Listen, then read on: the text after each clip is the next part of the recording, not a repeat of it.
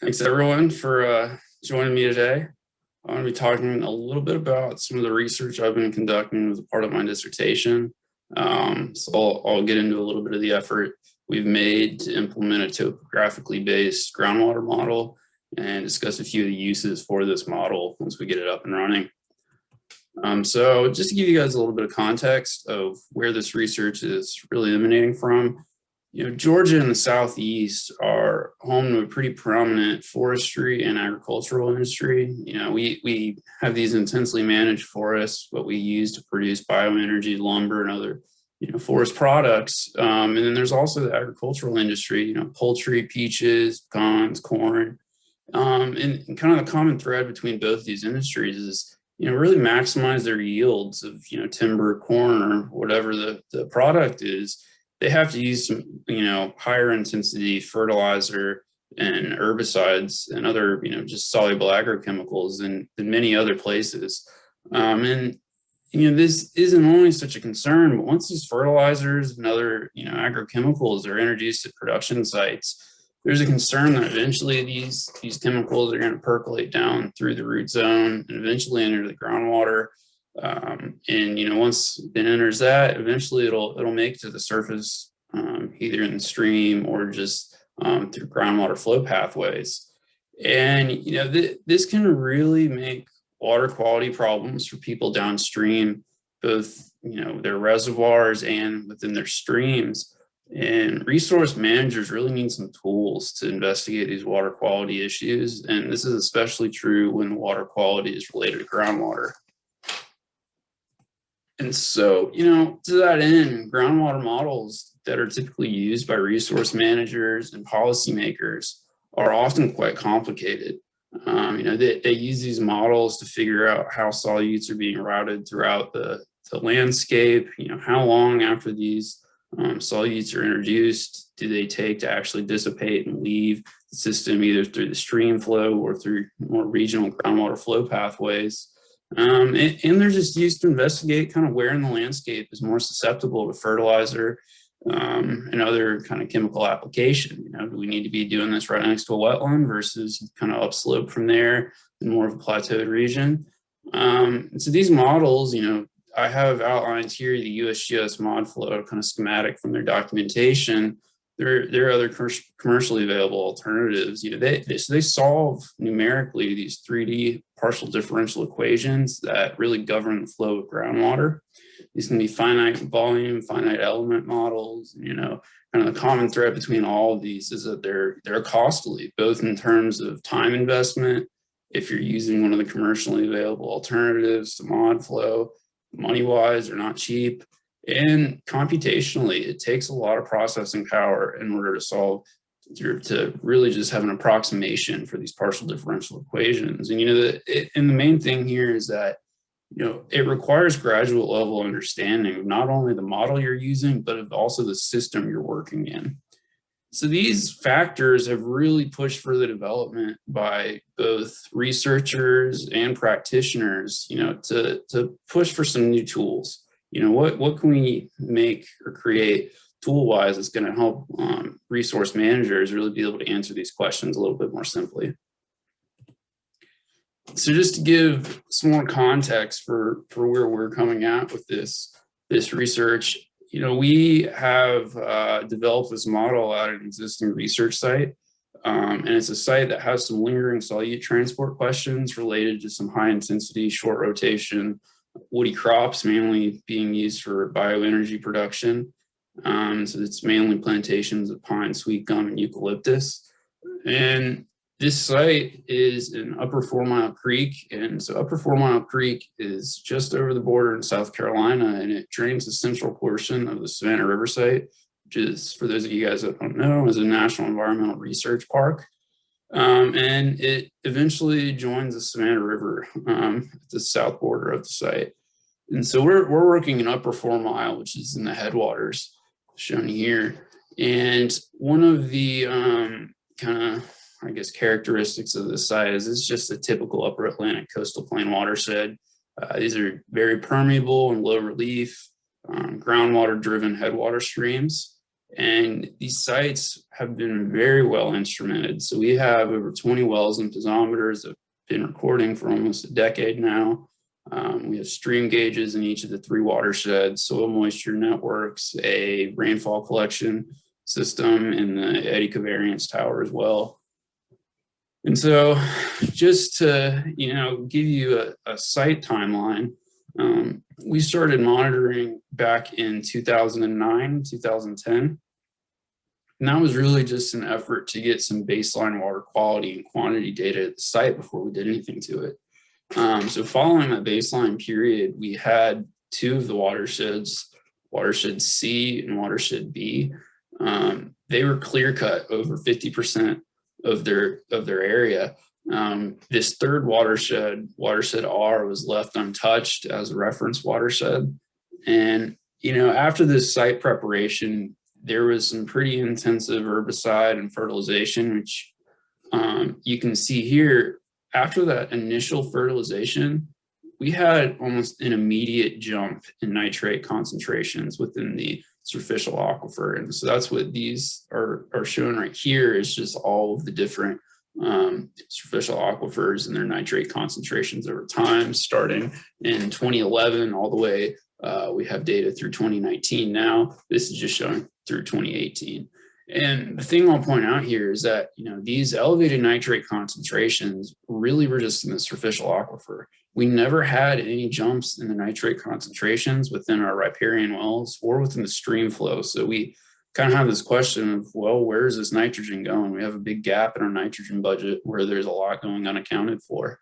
So we've made a couple efforts to explain this. Johnson Jeffers, who did his master's at the Cornell School back, I guess he finished in 2018, was investigating denitrification as a possible explanation. So maybe this unaccounted for nitrogen is just being returned through denitrification processes. He found that was true, but the amount that he was able to allocate to denitrification still wasn't closing this nitrogen budget.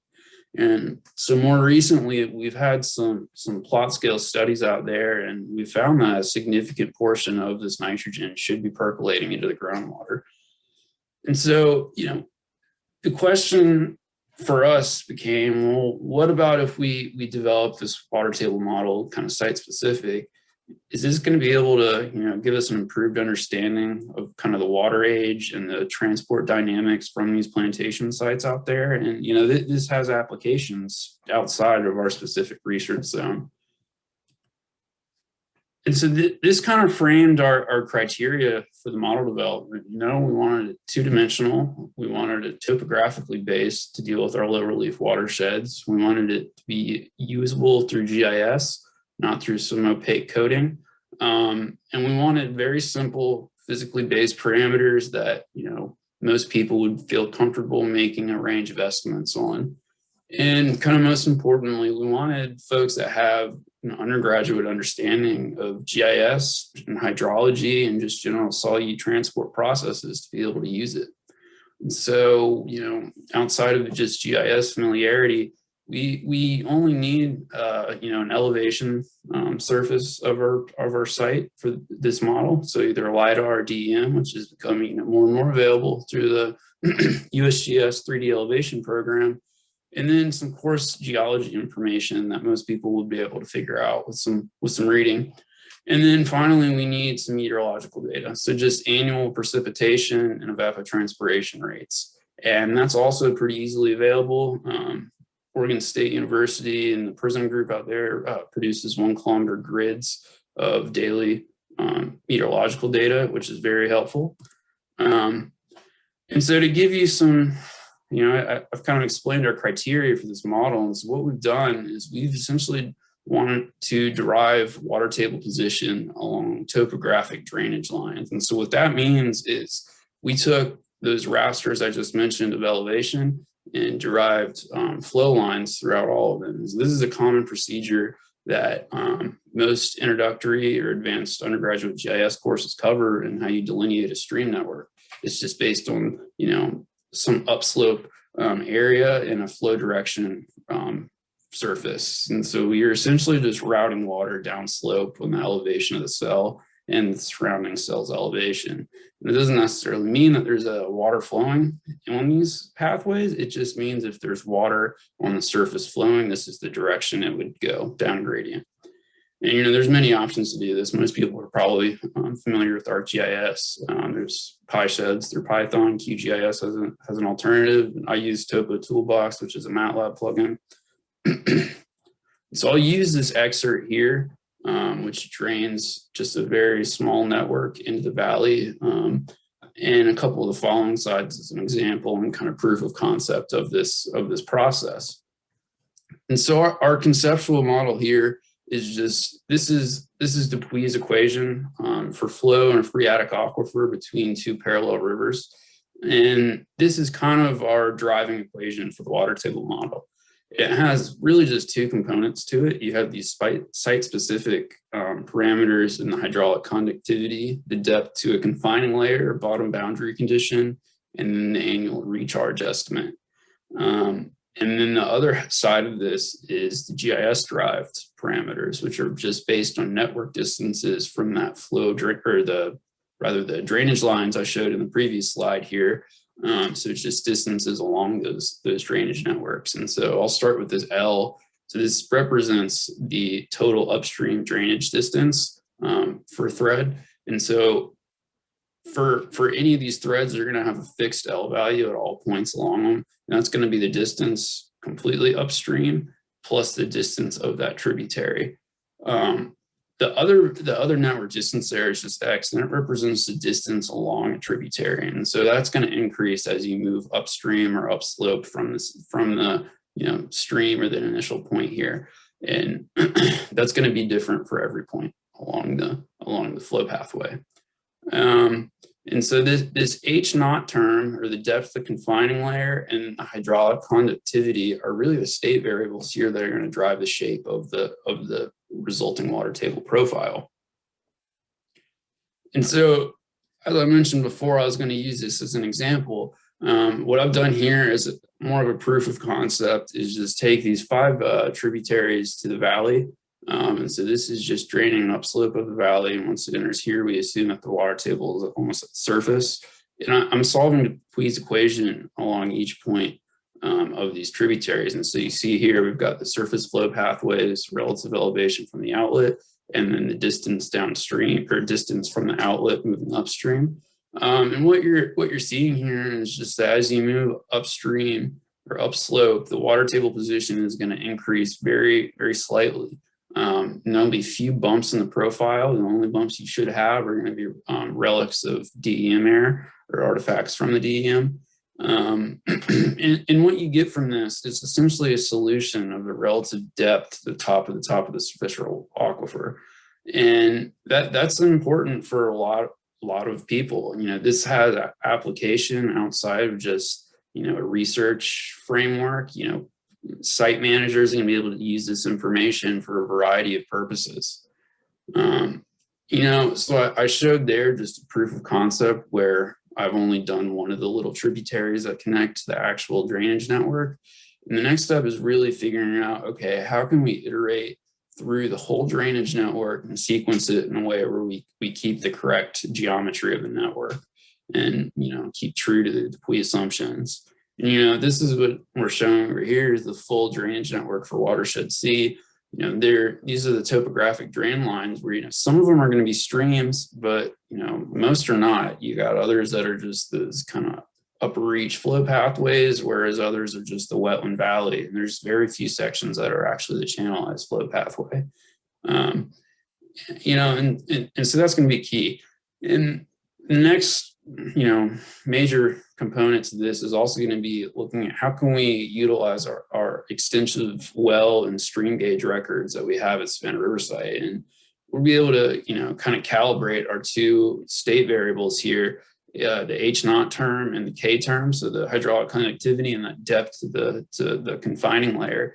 And so that's really going to be, we're going to be able to utilize those well records to really hone in on a site average for that number. for both numbers. And the other component with those records is that we'll be able to make some validation process or procedure based on what we know to be the actual water level along these transects. We have this modeled estimate of where the water table position should be. How well does it actually, reflect reality? You're probably wondering at this point, well, that's great, but what can we actually use this model for? The main kind of overarching goal is this watershed-wide estimate of the water table depth that has lots of applications, as I kind of touched on briefly, from site productivity indexes, where in the landscape are things going to grow better, where are we going to get higher yields, to, just understanding, should we be applying these fertilizers and chemicals right next to these riparian zone, where there's clearly going to be a lot of surface runoff that almost directly enters the surface water. The other component is storage estimates. So for anyone who does any kind of water budget work, that the surficial groundwater storage and the soil water storage are two of the biggest unknowns in any water budget studies. You don't really know the scale or the scope of, magnitudes of how much water is stored in those zones. And just based on this diagram here, you can see that we're going to be able to infer a pretty good 3D estimate of what that superficial groundwater storage is and the vadose zone storage. And it is kind of an add-on to this watershed-wide estimate of water table depth. We'll really be able to get a good estimate of the groundwater travel time. And so travel time just reflects the amount of time that a water particle in a solute in solution with it spends in a certain landscape domain. So in our case, groundwater, and then it just is the amount of time before that water is discharged through the stream outlet or through the groundwater flow pathways. So in terms of solute transport, that's a very important estimate to have. After we fertilize these plantations, how long are we going to have to wait until we see it in the stream outflow or in the groundwater? And it's one of the key questions that I touched on early in this discussion. And with that, I'd just like to end and say thanks to my co-authors, Dr. Rhett Jackson of the Warren L School, Dr. Kelly Vache out of Oregon State, and Dr. Mindra Mells of the University of Arizona. Andy Horker, Dr. Andy Horker of the U.S. Forest Service at Savannah River has been instrumental in arranging site access and just general research logistics. My committee members listed here have given great feedback, and I really appreciated their help, as well as the whole UGA hydrology lab. I'd just like to point out that this project has been funded with DOE Bioenergy Tech Office, the U.S. Forest Service Savannah River.